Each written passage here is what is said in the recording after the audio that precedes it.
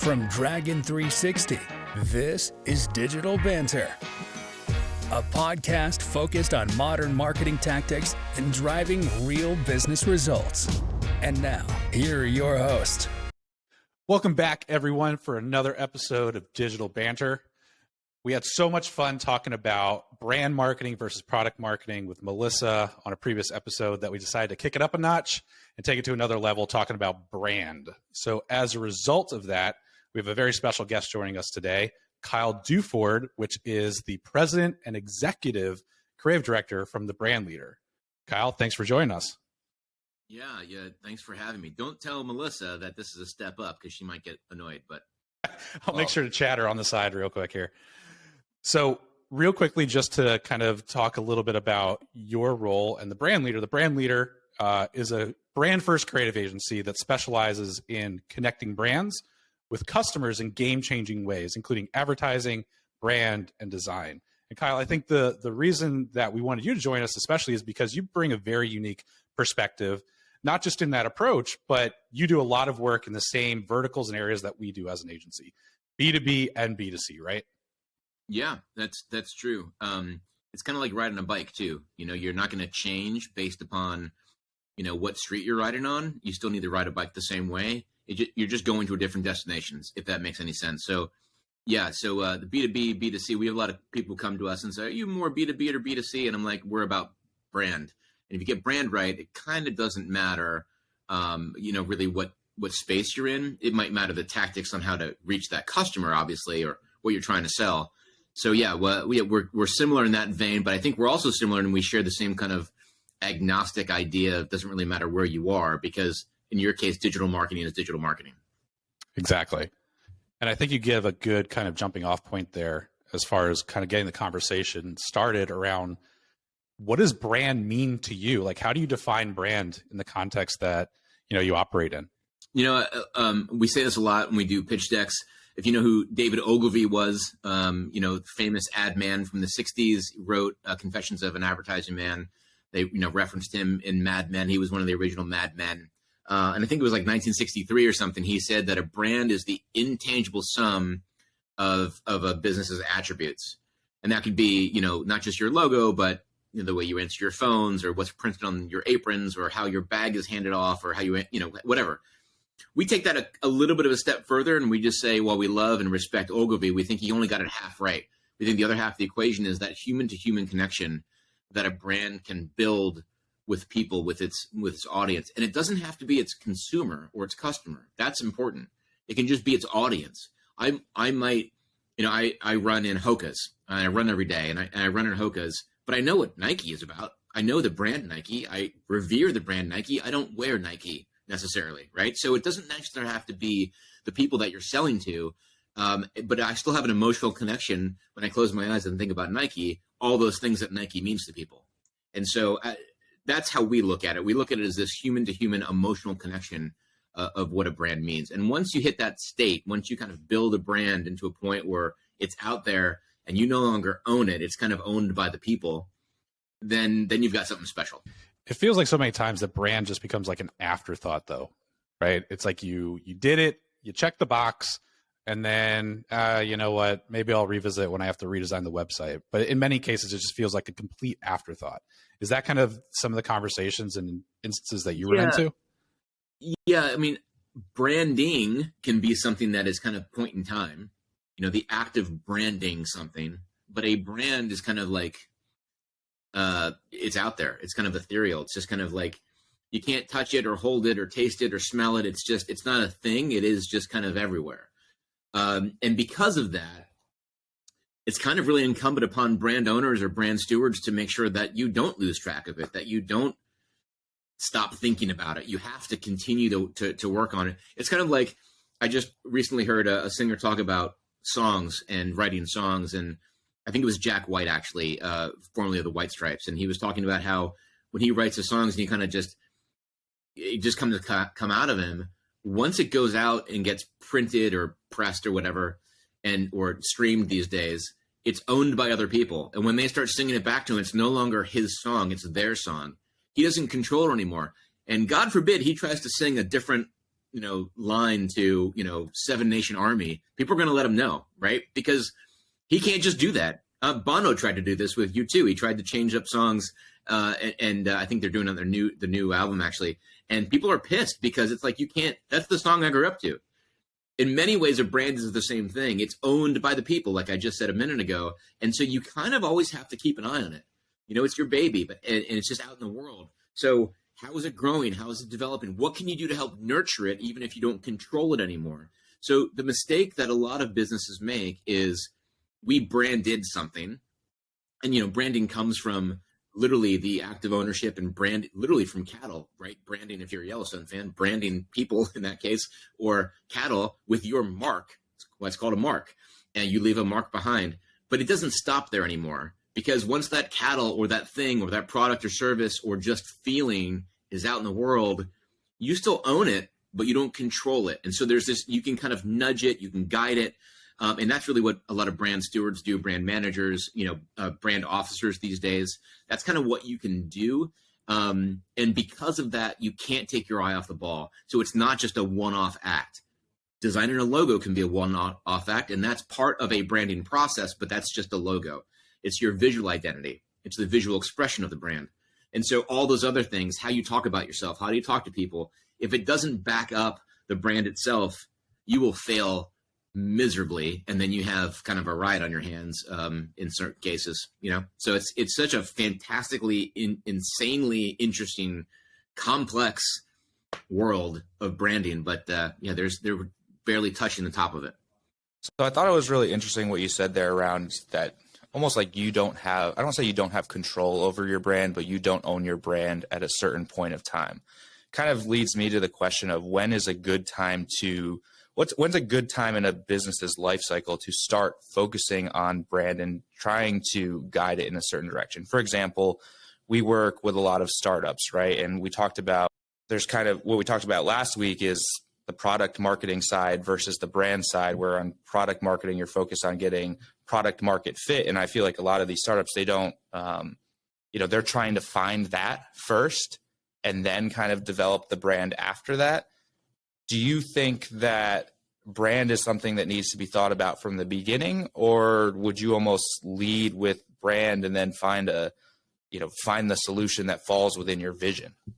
I mean, that's a really complex question, and I love that, James. Thank you. There's a lot of product-led companies out there. I mean, to some extent, Apple's a product-led company.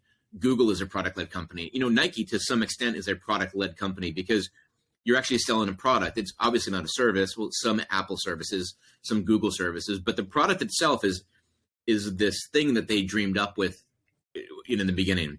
There's certain things you have to do in the very beginning to launch a business and to launch but you don't have a brand yet. So that's where kind of even the vernacular we just used a second ago, you can go through a branding exercise. You might not have a brand yet, right? When you have a brand, it's something that people can easily identify based on anything. They don't have to see the swoosh. They can hear something. They can hear Just Do It. They can hear, Think Different. They can see not just a logo, but they can see, in Apple's case, they can see white corded earbuds on a colored poster and go, Apple, right? You can even get the feeling out of what those things are about by, if you listen closely enough, if you just kind of imbue yourself with what they're doing. You're not going to have that when you come up with a product. When you come up with a widget and say, I've got this thing here, and I'm going to start selling it. I want to create a brand around it. No, you can brand the product with your logo. You can brand elements of your business, but you don't yet have a brand. It's kind of like if you think about, like, if you guys watch Shark Tank, or anyone who watches Shark Tank, and they talk about, well, you've got a little lifestyle business, you don't have a business yet. Or you have a product, you don't have a business, or however they say it. That's the kind of thing where, yeah, you one day will have a brand if you continue to be successful. But a brand is something that you can't really create. You can create the elements of a brand, and once you put it out there and imbue meaning to it, then it can become a brand in the sense that I think you mean. So when businesses are starting off, and they're starting off with a product, or they're starting off with a solution to a world's problem that they think they can solve, they're going to start with branding type things like mission, vision, purpose, value, core values, all that sort of thing, to understand why they're even in business in the first place. And anyone will tell you, a businessman will tell you, if you're in business just to make money, it's probably not a brand. It's probably, a commodity or just a business. But the idea of coming up with something that can solve a problem, okay, whose problem? Where can you find these people who have this problem? All of that stuff you're doing is defining your audience, which is part of the branding process. Because if you don't know who is going to engage with your product, business, or service, then you don't really have an audience or a consumer base anyway. So you have to do all those things. We tell a lot of folks who come to us who are startups, yeah, you probably need a logo and a business name, which we're happy to create for you, but we can't create the brand for you, right? Because you're not really at that step yet. Nor do I want you to spend $150K or whatever on a brand when you're not even a going concern yet, and you only invested, $200,000 from your friends and family. Don't put all that into branding. You don't need a fancy website. You don't need all these, a color palette and typography. No, call it something, put it out there, make sure it's sticky. And once it is, let's talk about, where did you find the stickiness, right? Who was attracted to your product or service? Then let's figure out how we can craft the right message and positioning statement, again, part of the branding process, to better own that market share, that market gap that we can then, kind of pour life into, so you can continually have that conversation with those potential customers in that market area, whether it be demographic or psychographic or geographic. And then we can kind of continue to build the brand based on those existing principles. But doing that up first is very much like putting the cart before the horse, because you don't Sorry, James, I was going to say this. I feel like the thing that I see all the time is these, it's a startup, it's around for 2 years, and then they go into a rebrand. It's a structured rebrand. Hey, we're going to redo the website. We're going to redo the logo. We're going to rename the company because, there's various different reasons. Like, we branded because we're no longer a search agency, but there's, I don't know. I feel like it's just proof that disconnect exists. And you see so many startups who are very focused on brands when, to your point, I don't think they should be either. Well, to your point, you might not even know what you had. You might start off with a couple different, I'm hard pressed to think of an example right now, but I think we could probably together come up with some companies that, presented themselves to the marketplace and had a couple different options of products, but the one that was the least expectant was the one that was sticky. And now all those things they thought about themselves wasn't really true. Now it's everyone wants that thing because they did that better than anybody. And that's really their new business. And that's prevalent in startups, because you don't know what's going to stick until you actually put it out there. Or, you end up hiring, a dev engineer who can come in and go, actually, I'm going to work on this product over here, and we're going to call it search Google. And all of a sudden this thing becomes this big deal, and that's the product, right? That's what people know. You can't tell early on because you don't know, even if you're trying to solve a problem for somebody, you still don't know exactly what is going to be the linchpin of that future building business. We encounter a lot in that 2 or 3 year realm. We've moved away with this a little bit more with more established businesses now, but we've established a lot of people in our past where they're 2-3 years in, they're a going concern. I'll actually just lay it out for you as an example. Perfect thing. We talk about Shark Tank. This stuff happens all the time in investment. I've got a business. I make a widget. It's doing really well. I sell it all over the place. Company's called Widgeco. People love it. I've got all these orders, but I don't have the capital to invest in getting more inventory, because I've got these orders, but I've drained my business capital down. I've got nothing in the bank account. I've got nothing in inventory in the warehouse. What do I do? Well, you go on Shark Tank, or you go to a bank, or you go to a PE group or something, and you sell 30% of your company on the back of the fact that you've got these promises of orders, and they're basically fulfilling your orders, right? They're bankrolling your orders through a way of investment into your business, because they know you're a going concern and you have the legs. It's a good product. And many times they go, great, we're going to give you 30%, 40%, whatever it is. We're going to, use our factory. We can order more than minimum order quantities. By doing so, you're going to increase your margins on the product and so forth. But here's the problem. Your brand sucks. You got a great product. You got a great business. You've got orders coming through the pipeline. The packaging looks awful. The name is kind of silly. It's really bad. So what we want you to do, PE group, or venture capital group, they come on and say, we need you to hire a branding agency. And we did that a lot for a lot of PE companies, because but they don't want to invest a lot of money. They don't want to invest $100,000 in the business and $100,000 in branding. That doesn't make any sense to them. So we started to go away from that, but that's a very, very, very common thing where once the business takes off and gets traction, because it was named after their grandmother's cat who they really loved. Now they're going, the product is really great, but that grandmother's cat thing, kind of silly. Let's put meaning behind it, because now you've established. I'm not kidding. That was actually a true story. And then they go, let's build something special around the product. So what was the solution that offered to people in this kind of, now your demographic, how can we grow that? How can we find more people like that? How can we start using marketing companies like yours to kind of attract more people who look like that? To do it, we really need great packaging that's going to stand out on the shelf, and we need a great website, and the name needs to change. The colors are kind of bad because you're competing with your adjacent competitors. And that's a huge key right there, that 2, 3, 4, 5 years in, if they need an injection of capital to go through a rebrand. That's probably the most popular one I've seen at that phase. But there's a lot of companies that start off, name just works, and they just need a tweak to it, or they just need a different color palette. And that might be 8, 9, 10 years down the line. It could be a year down the line. It could be whatever. So again, all of those are kind of semantics, because if you don't have the identified audience and you don't have a reason to talk to them, if you don't have a purpose for being for them, all of these things are part of the branding process, then it falls short. Otherwise, it's just a logo on a piece of paper or a product, and that means nothing because it has no inherent value without a positioning behind it. Yeah, I mean, some of the best brands are made up words that have meaning that was applied to them later. Twitter, Google, all that stuff. What does a piranha infested river have anything to do with selling products online? Nothing. Right? Amazon had a really great idea of selling books from A to Z, because you guys might be too young for this, but when they started, it was all books and only books. And Bezos wanted a name that was kind of different. And at the time, a lot of those kind of like evocative names, that kind of meaning it was a name borrowed from something else that they're imbuing meaning to. Not really a lot of names out there had something that had an A and a Z in it. And so he's like, how about Amazon? It sounds kind of fun. And I can do the little arrow thing from A to Z. It tells the story visually of what I'm trying to say my tagline is, books from A to Z. Boom. Now that means something else because it's taken on its whole new life. And Amazon might mean something different to you than it means to me. To me, it means, I get stuff sent to me on an Amazon package every day on my porch. And I don't even have to see the A to Z anymore. I just see the arrow smiley face and I know what that is, right? Because that's everything else can be redacted, and you can use an element, a visual identity element that's a hook to tell me not just what the logo is, because I know that's kind of like in my brain now, but what the brand means to me.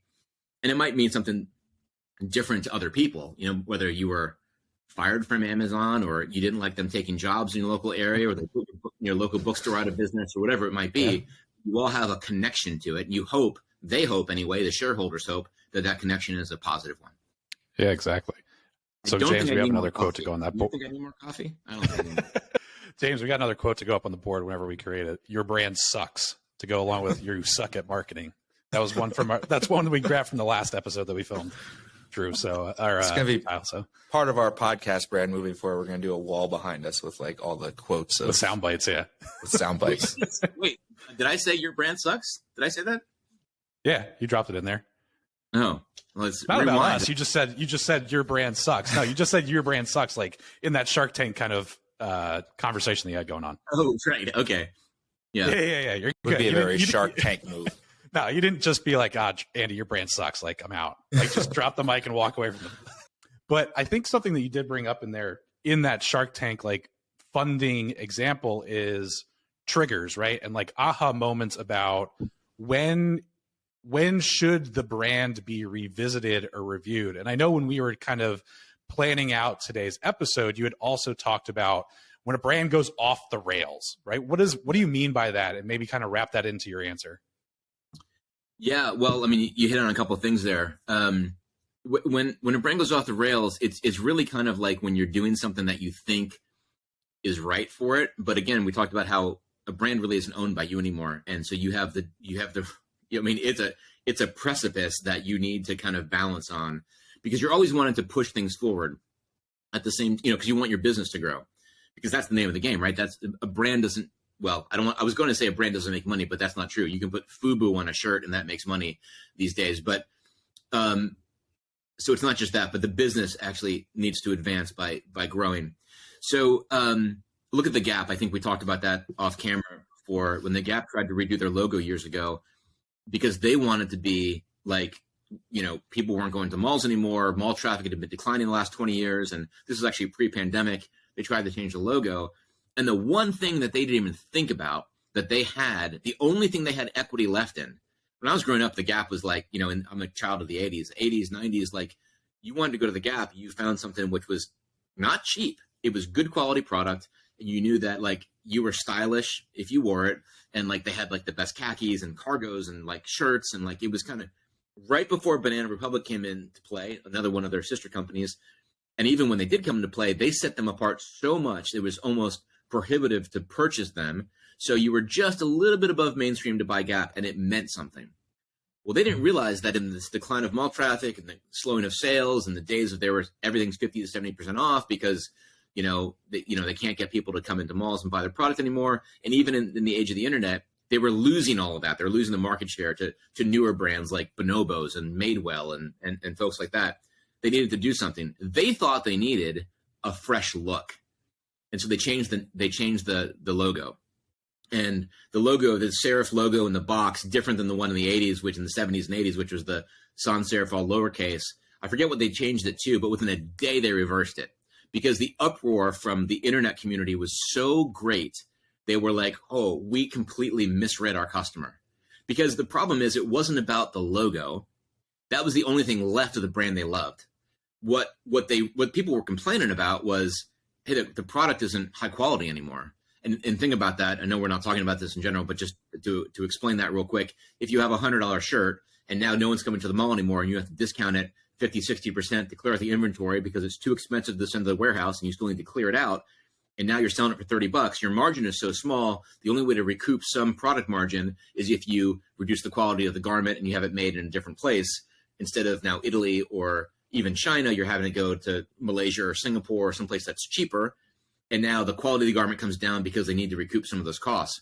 They should have been focusing on that.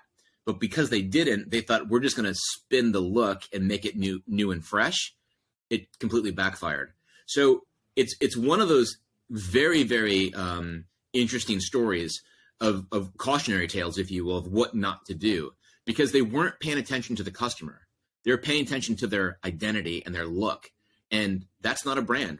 People say all the time, a logo is not a brand. And so what they try to do is put meaning behind a new look, which wasn't the problem. The problem was something else entirely, and they missed it. Well, within a day, they reverted to it. They wasted millions of dollars on a logo, and they went back. And to this day, it is still the same look as it was in the 90s and early 2000s because, at this point, I don't think they'll ever change it because they're so fearful.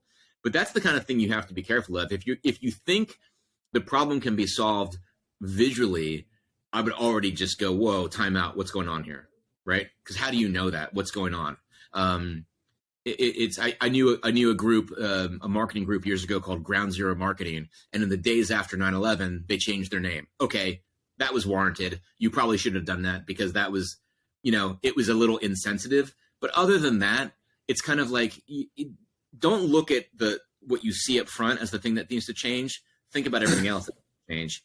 And that's the big deal. So I'm just talking because I'm excited, but yeah, you have to be careful about those things. I think you keep coming back to this same point, which I feel like is a missing piece for a lot of people. And that's the fact that your brand is much, much more than your messaging and your imagery and the colors you choose and the name of your company. It's customer service, the products that you're known for, all of the operations of your business is what the brand is about at the end of the day. How you treat people. I know you're. Go ahead, James. Sorry.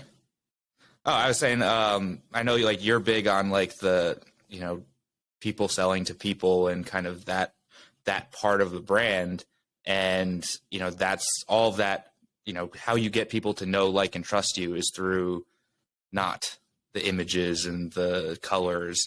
Having all of those tied together kind of helps tell the story, but I feel like that foundational piece is not always what people think it is. I would kind of agree and disagree on that. I think that, and if I'm painting a different picture, I apologize. A brand is the campfire we all come back to. It is the heart, it's the warmth, it's the part of the brand that is the part of the business that is the meaningful bits. And I don't want to say that the color isn't important. The color is important. It's just not paramount important to everything else. So all those bits, like Ogilvy said, all those bits, it added together, create this brand. Think about, I like to use known brands as an analogy. Think about Starbucks, right? If you go to Starbucks in your town versus New York City versus San Francisco, and you order the same thing, you're going to have a very similar experience, right? If you order one from Dubai or Tokyo or London or Uzbekistan, you're going to have the same experience. It might be called something different, just translated locally, but it's going to be the same product. It's going to taste the same because they have standards. But take it a little further. The logo is going to look the same. The store is going to look pretty similar. Might have some cultural localization to it, but for the most part, it's going to look similar. You're going to identify it as a Starbucks when you walk in. But here's the cool part. The cups aren't all produced in the same factory globally for everybody.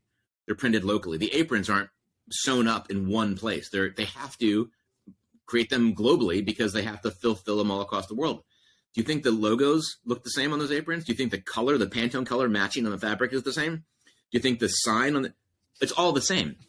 If you deviate a little bit, you automatically think it's a rip-off place. It's a rip-off McDonald's. It's like from Coming to America. It's McDougal's, not McDonald's. If you change it a little bit, you know what I'm talking about, Andy. But if you change it just a little bit, it's going to feel inauthentic. It's going to feel bastardized. It's going to feel not the thing that you came for. So careful attention has to be made to those things that you just said might not be important, and I don't think you meant it that way. Color is absolutely important.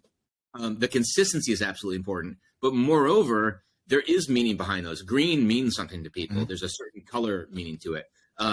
If you looked at UPS and all of a sudden UPS was going to be in purple instead of brown, you'd be like, well, that's kind of weird. Mm-hmm. Or Coke was yellow instead of red, or Starbucks was blue instead of green. There's going to be a disconnect. And when you take that conversation further and say, what does color have? Color has meaning. Typography has meaning. The way we shape our words and sounds, all that stuff, how we say a word. I wrote a book on this called The Ultimate Guide to Naming, and we talk about how we actually form words in the English language based on parts of our tongue. I didn't do the research. I just, I kind of rewrote it a little bit. But you can actually tell that hard words have a negative meaning and soft words have a positive meaning. And so all of that stuff together is part of when you think of Nike, what Nike means. And people have long forgotten that she was the goddess of victory.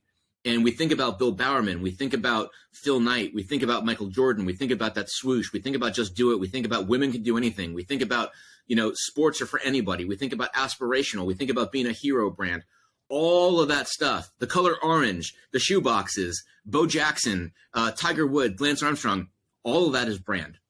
And how I think about it, when I close my eyes and think about Nike, again, I don't wear them to run, but I think about them, I go, aspirational. I can see the images. I can see the ads they put on TV. I feel it.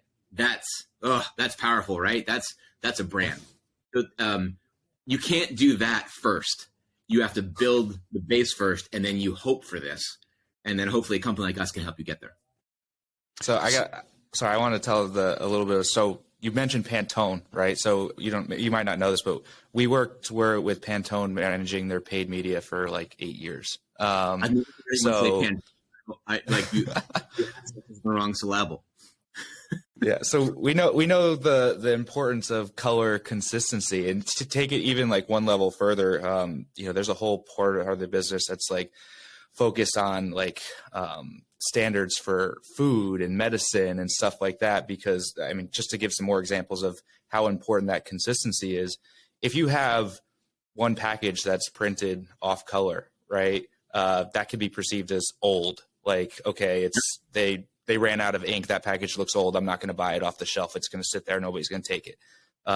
Imagine opening up a Advil bottle and all of the pills are different shades of pink. Like, you're going to throw that out in 2 seconds. Absolutely. You open up a bag of French fries and they're all slightly different colors. I mean, I'm not a big fan of food coloring and additives and stuff like that, but there's another layer of, consistency equals quality in a lot of scenarios. And it's just like an added layer when you bring it into your brand. It's the same thing. I mean, I couldn't have said that better. I mean, there is meaning in everything.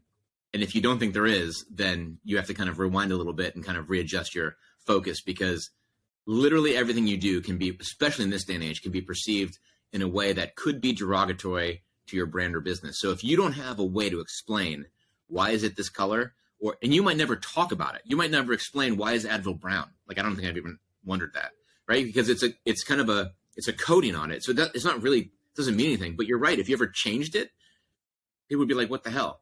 It all goes back to that authenticity. It just feels, you said old, it could feel old. It could feel different. It could feel generic.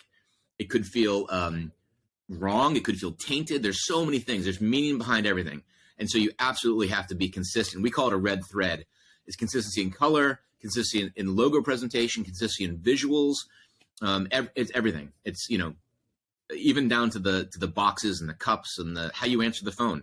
If everyone you called at, let's pick on Warby Parker or whomever, and every time you answer the phone, they answered a certain way, and then you finally call up, they're like, yeah, this is Warby Parker. What the hell do you want? You'd be like, this is weird, This isn't high quality kind of thing. So, yeah. So I think you bring up a good point, though, when you were talking about the Gap and then also about Starbucks as like mainstream brands. But if you translate that into a B2B version of that, right? It's about the quality of the product, the quality of the service, and all of that is built, right, as equity at the brand level. And when we talk about like product-led growth or product marketers, which is what we were talking about with like Melissa on a previous episode, is they get so ingrained and they get so focused on the product that they lose sight of like the clout, the trust, all the reputation that's built at the brand level that ultimately should feed into how successful your product can be when it goes to market, not just from a feature set, not just from a checklist, hey, yeah, and a pricing perspective, but like all of that feeds into whether or not you can get off the ground and be successful at the end of the day. I mean, absolutely. And you're right. I know we're talking about, B2C because they're sexy and they're fun to talk about, and almost everybody knows the brands we've mentioned. But the fact is that, the country is built on the back of, B2B. But the rules don't change. You're still connecting with people. You're still trying to get a buyer at a factory to take your product in. You're still trying to get people to take your SaaS-based product and use it for their, other business. And all of this stuff still matters. How your packaging arrives, how you answer the phone, all the materials you send over. Is your contract have misspellings in it? What does that say about you if you, do something later for them? All that stuff matters. It's the same principles matter, which is why I said very early on, it's kind of like riding a bike. We're kind of agnostic to the type of sector or industry, because it's really about connecting with people. There's still somebody on the other end signing that purchase order. There's still somebody choosing you to service their needs or sell them a product. And we're hopefully still a long way off from robots making those decisions. They might flag something, but a human is still going to call you up and say, hey, Joe, I need 50 more pallets of X, Y, and Z, or, hey, I need to add 10 licenses to that SaaS-based product. And, we do this all the time as a business. We go from, whatever we had 30 people to 45 people. Now I have to make a decision. Do I want to stick with this business who services my whatever telephone needs or, CRM or whatever, because 15 more people adds a lot of cost. What's the value to me using that company? Or do I want to shop it around? Is it commoditized, or is there a reason? I'm going to go back to those same things we're talking about. Can I get them on the phone? Are they responsive? Does my staff like the tool? Does it make their life better? Is it easy? Does it not cost too much? But if it does cost much, do I know I'm getting value for that? Same things we're talking about with the Gap and Starbucks and so on. It's just in a different environment. But you're still making those same decisions. And if you don't have something that's tangible, even though we're saying a brand is not tangible, I get that, but you don't have tangible reasons to go back to them and say, we want to continue to use you for whatever reason, again, product, service, whatever, then you've already lost. And so if you have a solid brand, I mean, we all do this. You use a company and you get an email from the CEO right away. He didn't really send it to you. It's from a drip campaign, and from you're in the trial phase or whatever. and then you get something else, and you're like, oh, this might be pretty good. The price is decent, or it's maybe on the cusp, or whatever. But those things have meaning. How he spoke to you, how he thinks of himself. There's a lot of CEOs that are jerks in the world, but there's a lot of CEOs that are great and doing well.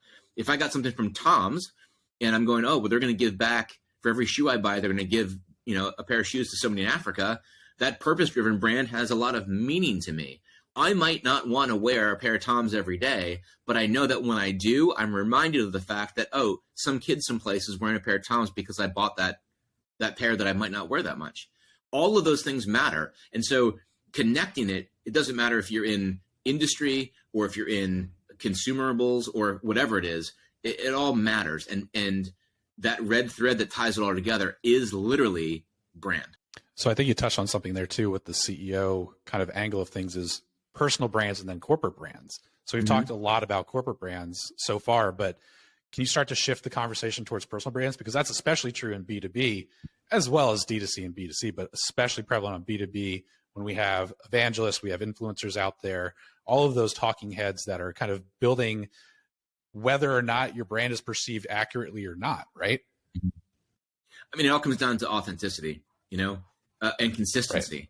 Maybe the two big pillars. A personal brand can mean so much. Michael Jordan has a personal brand, but he also has a brand named after him.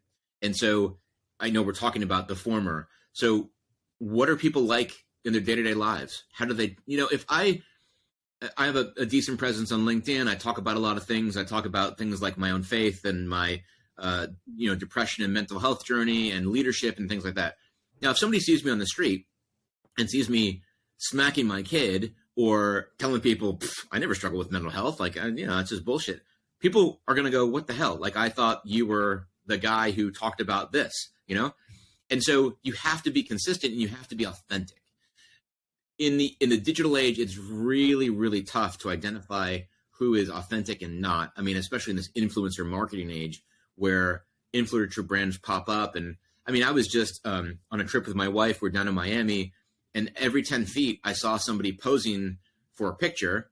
And you're like, wait, this is an Instagram moment that I know that the thing that they're saying has nothing to do with literally what's happening right now. We saw a girl eating. She was a mopey high schooler, and I've got a couple kids, and some of them have been mopey high schoolers, and some of them are currently mopey high schoolers, and some of them will be currently or will be.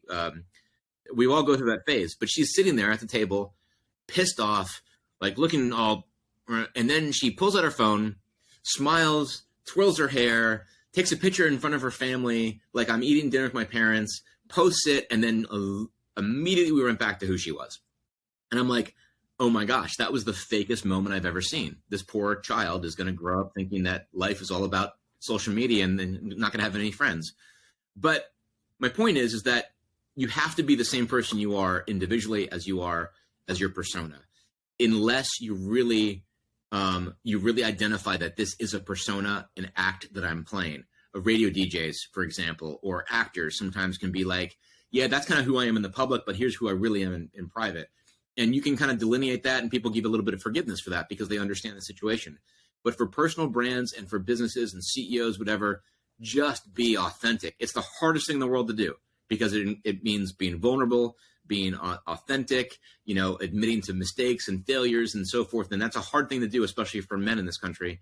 But if you can do that, then you can start gaining a following based on true, meaningful, tangible ideas. And they're likely to trust you. They know that what you're saying is backed up time and time again. Sometimes that's consistency and repetition. Sometimes it's seeing you in a different place, doing the same thing that you would have in another place. And all that stuff is important. So when personal brands, we currently right now are working with a CEO who owns like 8 or 9 companies, one of which we're rebranding for him. He wants us to do kind of like a rebrand, kind of a polish of his image. And the first thing we're like is like, we don't want to worry about your image. Like we're not PR people. We're not trying to like cover something up. We want to know who you are. What is important to you? Why all of his brands he comes up with solving a problem. So they're all like recycling, or one of them is developing propulsion systems that take satellites into space, right? He doesn't really care about that. He doesn't really care about recycling in the sense like he's going to devote his life to it. He cares about recycling in the general sense. But he's like, all these things solve problems. I want to solve problems for mankind. And I'm like, okay, that's cool. That's who you are. So that's what your brand, your personal brand should be about, because that's who you are. So there should be no difference between you as a person and you as a brand in some regard, right? Obviously, the main point, you're not going to put everything out there. But for the most part, that's why this purpose behind you, behind your businesses, is what drives you. Let's talk about that. All boils down to authenticity. And if you don't have that in a brand, personally or not, it just falls short. So you're working with Elon? No, it's funny. The funny thing is, sorry, we're not under NDA. I'm sorry. Just forget that. No. The funny thing is, his name is Alon. So it's ALON. And that's hilarious that you just said that. But because for a second, I'm like, wait, how did you know that? The authenticity thing, you see it in the results too. I mean, even my small, tiny personal brand, like when I post something that's like open and kind of more about my personal life than just here's a marketing video that I did, the engagement is like 10 times higher. People connect with it 10 times more. I don't know if you listen to Dave Gerhardt. He's big on he wrote a book called Founder Brand and talks about the importance of he's in the startup space, like founder led brands. And his whole thing and what he talks about in his podcast a lot is how you need to have a personal, when you're running a podcast, people need to like you, not what you're talking about, because they show up because they have a connection to you and they almost feel like you're friends with them almost because they have that connection. And that's something I've talked to Andy a lot about too. Even in the beginning where we jump into the podcast and don't talk about anything, don't talk about any personal life. And it's just like, hey, we're talking about brand today. There's no connection that people are making there. And when you do add that personal element to it, it just makes things 10 times better. You get way more engagement. And when it's authentic, it's also easier to talk about. You have less filler words. You're not faking it. It's pretty obvious when somebody's faking it. Well, one, I appreciate you even saying that, because I think it's so important to be real and honest today. But I think this is kind of a contemporary, more modern thing that we're seeing. I think there was a day and age where, if you think about our parents and our parents' parents and how they grew up and where they worked, there was this, not to mention all the fact that it was just this, misogynistic culture and, anti-gay culture and all these things that I just think are awful. But there was this kind of I'm buttoned up, all's okay, men don't go to therapy, women stay home. It's just awful. Across the chart, just awful. And when you really dig down and there's people behind it, you're right. People want to know that. But I think we're so starved for that today. And this is my personal platform. This is my personal brand. I think where people are so starved for that, to talk about something that's real, because we live in this digital first fake ass society, that when you do talk about it, it resonates. It's literally life-giving. Because to your point, I see this all the time. I could talk about a lot. I talked about this a second ago on LinkedIn, faith, leadership, and men's mental health, in particular, those three things. When I deviate from that, because I talk about our business or an award we won, it's, yeah, hey, Kate, congrats, whatever, blah, blah, blah. If I talk about, hey, this morning I really struggled getting out of bed because I still struggle with depression, even though I'm on medication and I've seen a therapist and I've dealt with some things. It's hundreds of people write me who may or may not interact with me online, but want to say, oh my God. So it's because people are starved for that, people being real. And so I applaud you, because it's so unnatural for us, because we've been trained this way for literally generations to live a certain way, especially as men. I know there's 3 men on this show right now, but especially as men, to purport to be something we're not. And yet, in many ways, the exciting bits of life are when we actually admit that what we think we are or what we purport to be really is just a facade, because that's where the action is. And I find that to be just so compelling and so exciting, because that's where you can actually, that's where the struggle and tension can be. And if you take this back to brands, and I'm happy to talk about that stuff all day long, but if you take this back to brands and you go, people don't care if you think that your brand is polished and great unless you can be authentic to why you exist. And to do that is really bold. But if you can do it just like in a human doing it, but doing it for a brand is really bold. If you can commit to something, it's the difference between Colin Kaepernick and Nike putting out an advertisement and all the also-rans who did it afterwards because they thought they were going to get engagement. It was authentic for Nike. It cost them a lot of flack. Didn't matter. That's what a hero brand does. A hero brand leads. It shows people what's right. It fights for people who can't fight for themselves. That was perfect.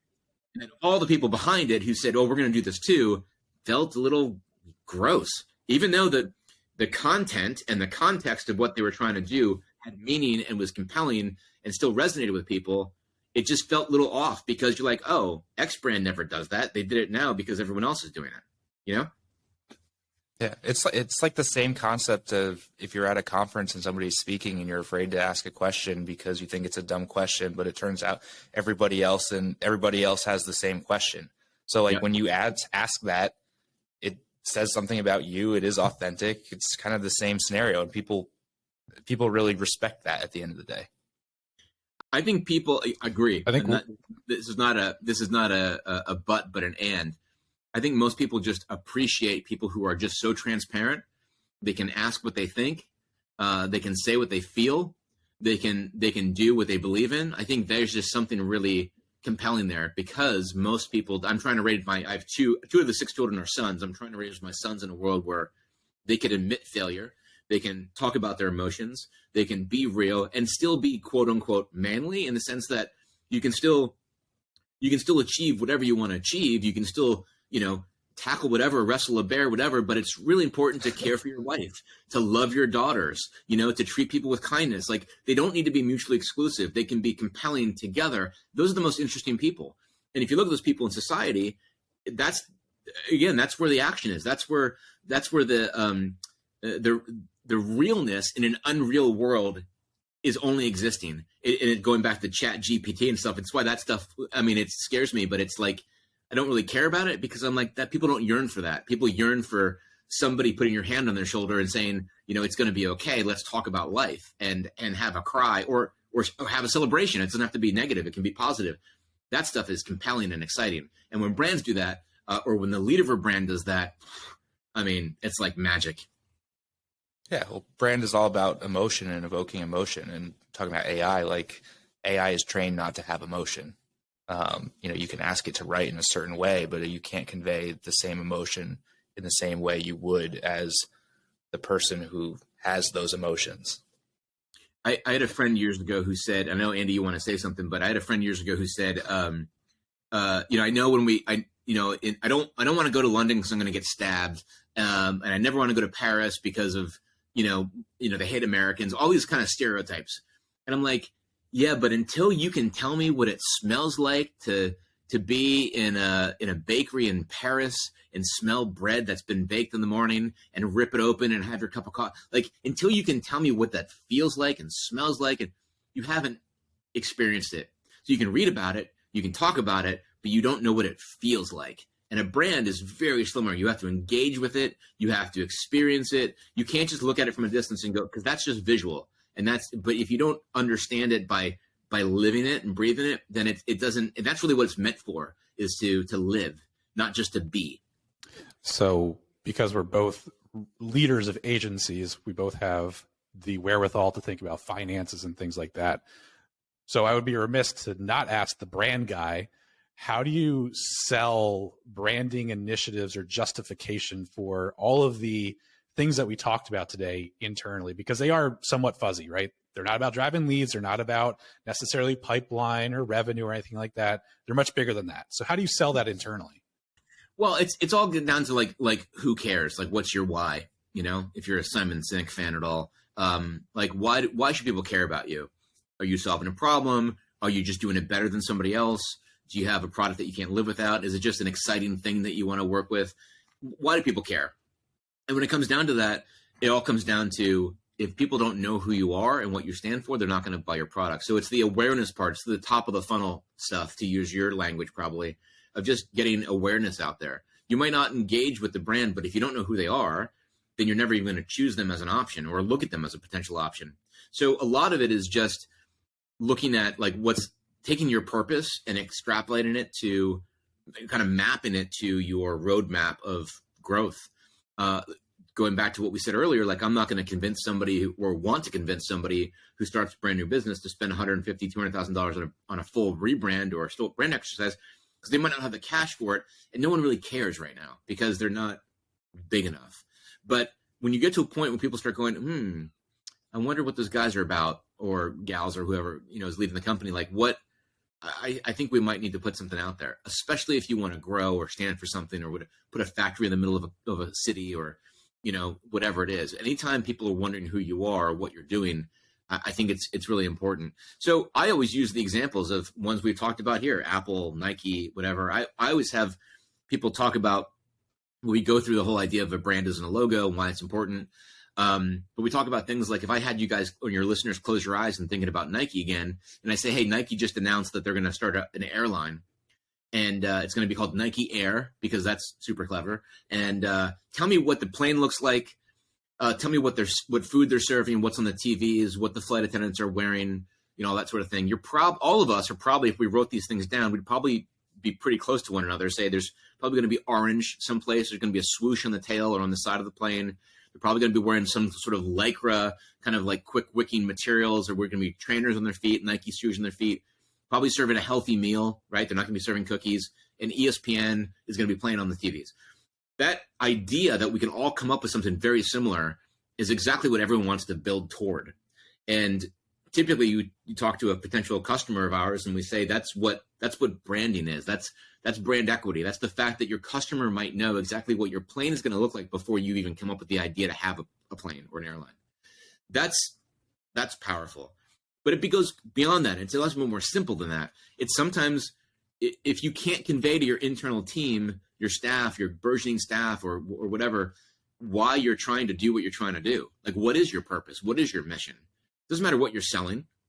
What's your reason for being? Can you distill that down to an essence of who you are, what the brand is? Like, okay, so give me the elevator pitch for X company. What is that? Can you articulate that? Can you tell me what it looks like in 5 years or 10 years, or why you get it up in the morning to work your ass off at this company, or why you're hiring people to believe in this thing? What is that thing you believe in? And we build this brand platform to help do that have both internal elements, the things we just mentioned, and external elements. The external elements are things like, you know, look and feel, voice and tone, your audience personas. We do competitive analysis as well. Well, what we try to do is we try to find ownable gaps in the marketplace so people care about you. Because if you're just like, oh, I'm going to do exactly what Coke does, you know, Pepsi doesn't do what Coke does. Pepsi owns their position. They know they're number two, you know, and they want people to believe they're number two with a bullet by saying, take the Pepsi challenge. A lot of people like Pepsi over Coke, but everyone knows they're number two, right? That's probably never going to change. So they own it. So what is their reason for being? It's an alternative. I don't know what their mission statement is, but it's an alternative to the mainstream. It's blah, blah, blah. And if you're a Pepsi kind of person, I'm a Diet Coke kind of guy, but if you're a Pepsi kind of person, you're a Pepsi kind of person. If you're a Coke kind of person, you're a Coke kind of person. Okay, so what do they look like? How can we own that market share? And it's kind of become a commodity. Like if you go into a convenience store, you have a choice, you know. So, but if you go into a restaurant, you might not have a choice. It's whatever their supplier gives you. But what is it behind that? Why do you make that one choice over another? So that's kind of the outward stuff. And what we try to do is say, especially for brands that are trying to establish a foothold in the market, we try to look at their competitors and say, okay, here's their point of view. Here's where they're coming from. Here's their look and feel. Here's their archetype, which is a big part of it. We talked about Nike being a hero archetype. Where are some gaps in the marketplace that you can own? Instead of trying to be Coke, how can we make you be Pepsi? And maybe for you, that might lead to number one instead of being number two perpetually. But what does that look like? Or how can you just make a great living and have a great brand that serves the needs of this market share that no one else is addressing? That's the compelling part that gets people say, yeah, I want to do that. Like what, you know, how can we get there? Okay, well, let's go through our branding exercise and tell you where you want to be. A lot of times, and this happens probably weekly, to be honest, we have a potential customer coming to us and says, here's who we are right now, and here's what we want to do, and how do we get there? And we go, okay, well, we can't give you the business roadmap, but let's look at what you've done so far, and let's see if we can understand why this hasn't worked for you. Well, because you're trying to be that guy, but you're not that guy. You know, Adam, if you walked around trying to be James, you're gonna fail, not because of any other reason, but because you're not James, right? You're not his twin, and you're not him. So you have to be who you are, and people are gonna like you for different reasons than they like James for. Right? They're going to engage with you for different things. And you guys might have collaborative experiences together, and you might be able to piggyback off one another and kind of illuminate each other's stories and tell a fuller picture, but you're not him and he's not you. So why try to be him? one, it's inauthentic, going back to what we talked about. But two, you're not giving anyone a reason to talk to you. If you want to be him, why wouldn't I just go to James, right? If Pepsi's just trying to be Coke, why wouldn't I just buy Coke? It's more readily available, right? But if I want to be something different, then give me a reason to seek you out. That's called brand positioning. What are the selling propositions or the value propositions that are different from another competitor or no competitor that gives you a reason to want to find me or my product or service to fulfill your need? That's just a really different, simple way of explaining what a brand position is. If we identify that for somebody through our process, then you have a position in the market that no one can touch, and then you have a purpose, a mission, values, hopefully, that are inherently only pertinent to you, and you have a color, typography, and logo, package that only represents who you are. And then you can start talking about your voice and tone and characteristics and how you talk to people. That only helps back all those other things up. That whole piece becomes your brand platform or your brand guidelines or whatever you want to talk about it that way. And that no one can touch, because that is inherent. If you go through that process, that is you. That's Andy. That's not James, right? So that's the magic. And when we walk that whole process through with folks, it just becomes really sticky. And then when we do it effectively with them as partners, because we don't just walk away and come back and say, here's our thing. We go through it with them. We gateways and milestones along the way. And we constantly pitch back and listen and pitch back. And how does that sound? Talk to stakeholders, not just the C-suite. What does it look like? What's the buyer think? What's the sales guy think? What's the receptionist think? We go through that process. And when they can go, yeah, that's us. That's who we are. That's our archetype. That's our position. Then this is the cool part. Then when we show them the color palette and we show them the logo, because they've walked with us through that journey to figure out who they are, they go, yeah, that's exactly what we should look like. We call it naming the baby after we get to know it. We always name babies first, and then we get to know them. Their personality doesn't really match that. But we want to get to know somebody and help define who they are, all using their own instincts, and we pull it out of them. We just don't define it. We use them. A lot of stakeholder interviews, one-on-ones, workshops. We basically just repackage it and pitch it back to them. Then everything else makes sense. And if we can do that on top of a layer of a kind of a marketplace that has a need and has an ownable gap, then it's just magic in a bottle. Very cool. If I had a Kyle, mic, I'd just drop it right now. Hang on, don't go yet. Hang on. Sorry. So as we start to bring today's episode to a close, Kyle, I wanted to kind of give you one of the last kind of opportunities to talk a little bit about, what are 2 to 3 things that an internal brand person or leader should start to consider, or how they can get started thinking about this for themselves or their own brand? Yeah, I mean, I don't know if I thought about it this way, but I'd probably distill it down to 2 or 3 things. And that would be one, is your brand authentic to your passion and your purpose, your mission? Like, that's paramount, right? If you're trying to do something that doesn't make sense to everybody else, then, CEO, either go off and spin off a new division or a new company, or listen to your, it could be your internal teams, or listen to your customers. So number 1, be authentic.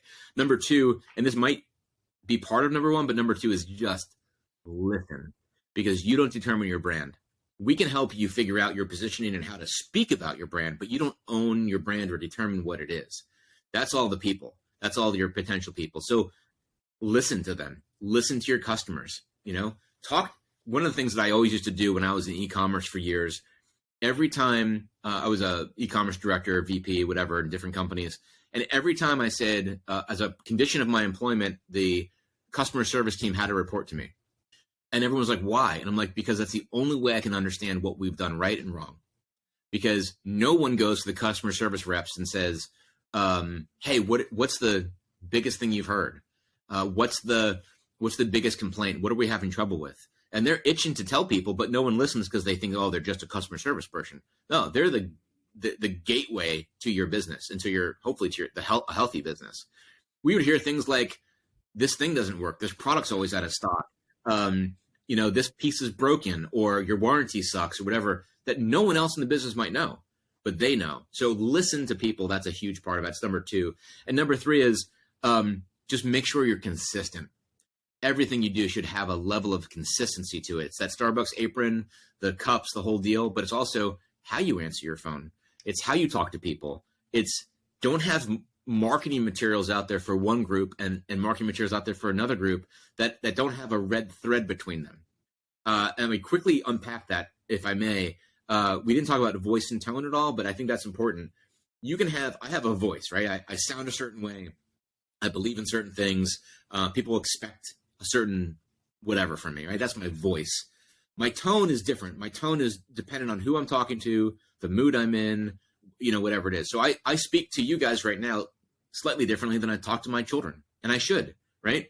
If I have to use different words or slow my tone down, or if I'm angry, I might speak to you differently than I would. And I'm not, all those different things, that's my tonality, but I don't fundamentally change. That's my voice. So when I say don't change for who you're speaking to, don't change your voice for who you're speaking to.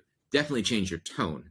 And so sometimes people don't even understand what that means. Well, you're not going to make a promise over here, which is anti-brand, anti-product, and over here, back it up, because you never know who's going to see both of those pieces. But you're also alienating the fundamental tenets of your brand by changing your inherent voice.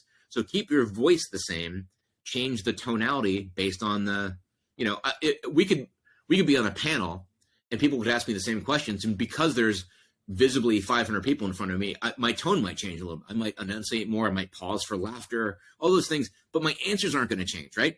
So that's huge as well. So I would say authenticity, listening, and being consistent. Full stop. Cool. Kyle, to give you one last opportunity. I like how can thing, and you're like, cool. Awesome. Thank you. Was it better than Melissa? That's all I care about. Oh, there you go. All right. You gotta get you guys both on. That would be entertaining. Now you might have fighting words. Yeah. Now you might have a battle going on at this point. She is. I'm sure she's a lovely woman with great ideas. Kyle, how can people learn more about the brand leader, but also connect with you? People can find us at thebrandleader.com, or we're at The Brand Leader on LinkedIn. Super easy to find. Me personally, I'm just Kyle Duford. I think there's only one other guy named my name in the world, and he's in Canada. So don't find the Canadian guy, but find me. I'm on LinkedIn. I'm on all the other platforms, or you can just email me, Kyle at thebrandleader.com. Awesome. Kyle, thank you so much for being on today's episode. And we had a great conversation. So everybody subscribe, connect with Kyle, and reach out to James and I if you want to talk further. Catch you next time. Thanks, guys. What a pleasure. Thanks for listening to Digital Banter. If you enjoyed today's episode, please be sure to like and subscribe wherever you get your podcasts.